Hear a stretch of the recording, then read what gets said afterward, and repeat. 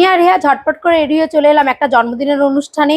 এই দেখো আমাদের বার্থডে গার্লকে কিন্তু সেজেগুজে খুব মিষ্টি লাগছে। আর কেকটাও কিন্তু ডেকোরেশনটা অসাধারণ হয়েছে। আর এখানকার যে ডেকোরেশনটা বেলুন দিয়ে করা হয়েছে সেটাও খুব সুন্দর হয়েছে।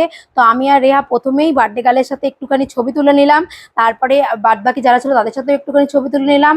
আর রেহা কিন্তু রং বেরঙের বেলুনগুলোকেই শুধুমাত্র দেখে যাচ্ছে, ওর আমি চোখ সরাতেই পাচ্ছি না। আর এখানে যে ঠাকুরঘরটা রয়েছে সেই ঠাকুরঘরটা কিন্তু খুবই সুন্দর।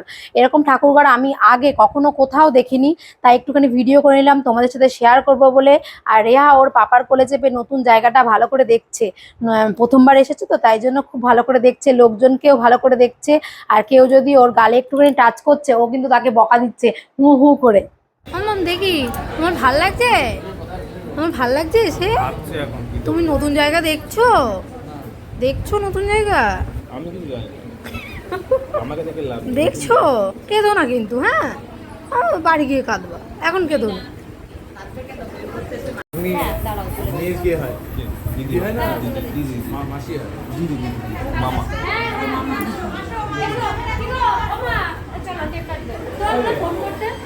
তো আমি কিন্তু দেরি না করে ঝটপট চলে এলাম খাওয়ার জায়গায়। তো প্রথমেই দিয়ে দিল হচ্ছে চিকেন সাটে, তারপর ছিল চানা মশলা আর বেবি নান।